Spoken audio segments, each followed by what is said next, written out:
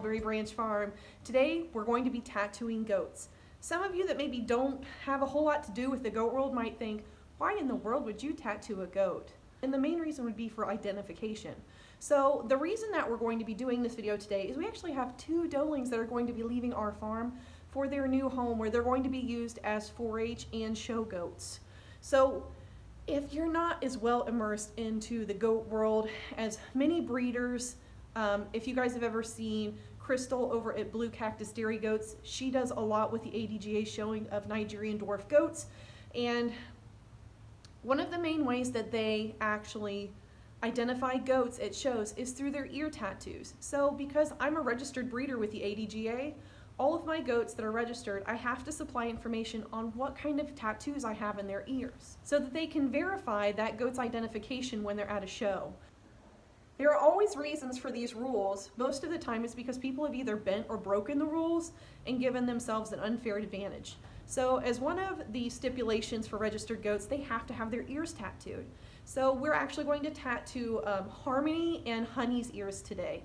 In the right ear is going to be our farm initials that we've chosen with our registry, and in the left ear it's going to be the letter that's been designated for the year 2020 by the ADGA, which for 2020 the letter is M, and whatever digit I may have assigned. A lot of times I like to go in chronological order, so whichever kid was born first might be M1 and the kid after that M2, and then at the very end like M56, because we love goats and we hoard goats and we're that crazy goat lady, guys.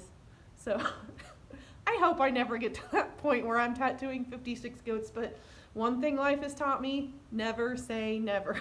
So that's the reason why we're actually going to be tattooing our goats. Now, you've heard me mention it already. Where would you tattoo a goat? Well, in their ears, guys. That's probably the largest amount of bare skin available for you to tattoo. Now, there are some breeds of goats, like La Manchas, that don't have ears. Whereas you guys have seen my cute Nigerian dwarf goats where they've got the erect ears that stick up and off like that. But goats that are considered gopher-eared or elf-eared, they don't have that skin there, guys. They don't have those ears to tattoo. So where would they tattoo those goats? On the tail web. It makes me cringe just thinking about tattooing, but sometimes even a Nigerian dwarf goats like mine, maybe a tattoo on a tail web is necessary. I actually have a couple of goats that between the transfer from one owner to the other or from one registry to the other, the tattoo had to be applied to the tail web. Now I haven't done that yet because I've never done the tail web before, but I will bring you guys along on that journey at some other time. But that's another place that you might be tattooing a goat. When is the best time to tattoo a goat? In my opinion, it's when they're young. We like to wait until they grow a little bit so that their ears are a little bigger, whereas my boar goats have long, floppy ears. So it's really not hard to find the proper amount of area to tattoo, while as in the erect-eared Nigerian dwarf, if they're a little smaller, their ears are probably a little smaller, and fitting 4 to 3 digits on there might not be that easy. So we've waited until they're about, I think they're about 10 or 11 weeks this week, so we're going to go ahead and do it that way. And the way that I've always looked at this is my ears were tattooed when I was younger, and I don't remember that pain, and it's probably the same principle for these goats. They're young, they're bouncy, they're full of energy, they bounce back very quickly, so that's why we're going to tattoo them now. Not to mention, they're a lot easier to hold and restrain at such a small size. Now, Nigerian dwarfs, we get that pretty much throughout their whole life, but there are some goats where when they get bigger, like Nubians, La Manchas, things of that, Saanens, when they're bigger, they're a little bit harder to hold. So that brings me to my, how do you hold a goat still to give them a tattoo? Because let me tell you what, they don't just sit there and let you give them the tattoo. So now I'm going to cut away to a screen where it's going to show you all of our supplies.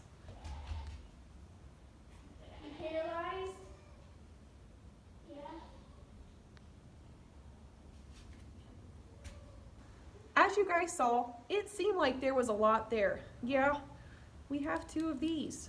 We'll get to why we have 2 of those. The first thing that you're going to want to make sure that you have on hand, I'm using Lysol wipes. Baby wipes work, or warm soapy water with a rag. And the reason that we're going to be using this is we're actually going to clean the surface that we're going to be tattooing. And the reason for that being is It's like a tattoo with us, guys. It's a bunch of needles. I don't know if you guys can see that very well, but those are needles. So when we clamp those onto the ear, it's going to push whatever's underneath the needle into the skin. Now, if that's harmful bacteria, dirt, debris, it can cause a very painful infection for your goat, and we do not want that. We want this to be as stress-free and painless as we can for our goat. And that's also why it's a good thing to be prepared and have all of your supplies laid out before you start. So that's why we use the Lysol wipes. Next, I've got a nice clean and dry wash rag. Why does it have to be clean and dry? Well, we're actually going to wash off or wipe off any of the residues from the soapy water or Lysol wipes or baby wipes. And the reason we want to wipe it off is because any of that residue could be on there and encourage the ink to run.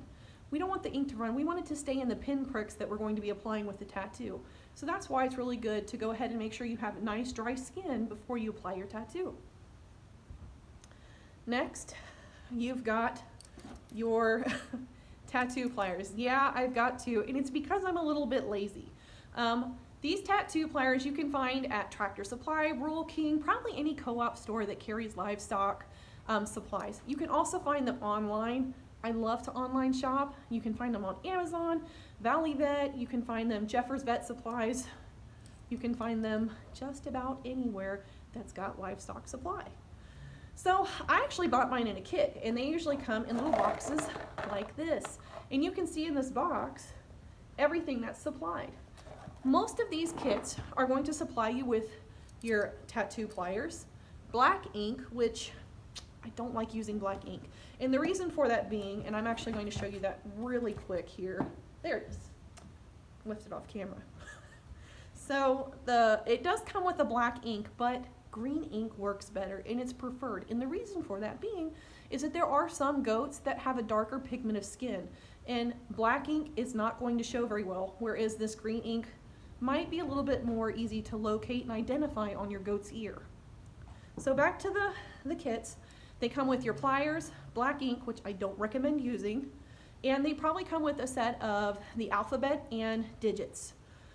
One thing that you really need to make sure to take note on, especially if you're like me. Now, I have to, because there's a right ear tattoo and a left ear tattoo.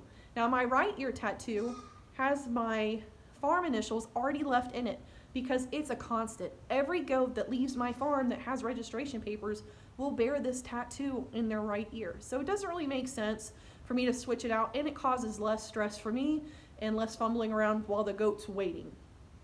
Now you guys will find in the video coming up, your girl forgot that this year's letter is M, and I already have an M on my right ear and I don't have an extra. So, and I'm probably not gonna buy one because it's gonna be 20 some years before we come back to M again.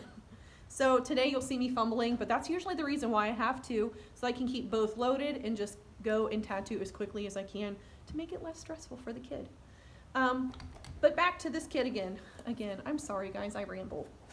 So a lot of these tattoo pliers come in two different sizes. You'll see some come in, this one is specifically 3/8 and then there's 5/16. The reason it's important to make sure that you're paying attention to that, if you're like me and you've bought extra digits or extra letters from the alphabet, if your tattoo plier is 3/8 and you buy a 5/16 digit or alphabet letter, it's not going to fit right and it might jostle around, or in the vice versa situation, it might not fit at all in your gun. So you don't want to do that. You want to make sure you're paying attention to the size. Next up, we have got baking soda. So why do we have baking soda? Well, because baking soda is the bomb and it works well for a lot of different things. Actually, this is something, this and cornstarch, you should keep in your barn at all times. While it's not the best for wound dressing, if you have a small cut, like while you're hoof trimming, baking soda or cornstarch is a quick way to stop the flow of blood if you don't have blood stop on hand. But the reason we use baking soda is for that same reason. Once we're done tattooing, I apply baking soda to where I've tattooed because it basically goes in, gunks up that ink and seals it in there so that that kid, if they shake their head or maybe they go and wipe on another kid, they're not going to wipe all of the ink out to where you can't see the tattoo. And who wants to do double work, guys? Us hobby farmers and homesteaders, Our time is very valuable, and sometimes we don't have time to go back and do a job twice, even though we all know it happens pretty often. The next bit of equipment is probably the most important besides your tattoo pliers. You need something to hold your goat, because trust me, they are not going to sit still and let you give them tattoos in their ear or their tail web without letting you know that they don't like it. So in my situation, I actually have a goat stand behind me. Now for my boar goats, yeah, that worked great. They were in there. They didn't have to be disbudded per show guidelines or county fair guidelines. So I could usually do this job all by myself. Just grab the kid, get them in the head stall, give them some food to keep them nice and distracted, and I'd come up and tattoo as quickly as I could. Now for these Nigerian dwarfs, because they are a small breed of goat, I have two options. I need someone to help me hold it, or I could probably use a disbudding box. I don't have a disbudding box because I don't do my own disbudding because it intimidates the crap out of me, and I can't. I'm not to that point yet, but maybe in the years to come, I will become a lot more brave than I am right now. But for this purpose of not having to pull my husband off of projects or to bribe my child to come out and hold a goat for me, it might be something that we invest in the future. And the reason we want to use that disbudding box is if you've ever seen one, which if you haven't, I'll have a picture right here in the corner. A disbudding box is just a box you set the goat in, and it's got a place for its head to come through, and it holds it perfectly still. So the kid can't pull back or pull to the sides too well. The reason it's important to restrain your animal while you're tattooing, number one, they could hurt themselves. But number two, sometimes if you've got an old tattoo kit, or maybe it clamps and it doesn't let go, because guys, I know people that this has happened to, where the tattoo plier clamped and they couldn't get off and the goat pulled away and was shaking its head. It could easily have ripped its ear. It could easily have hurt somebody by slinging that plier around and hitting whoever was holding it. So it's really good to make sure that they are restrained. And I think the disbudding box is probably the best way. So with that being said, we've gone over the what, when, wheres, and whys of tattooing goats. So let's get to tattooing goats, guys. Here you can see we're just cleaning the ear with our Lysol wipe.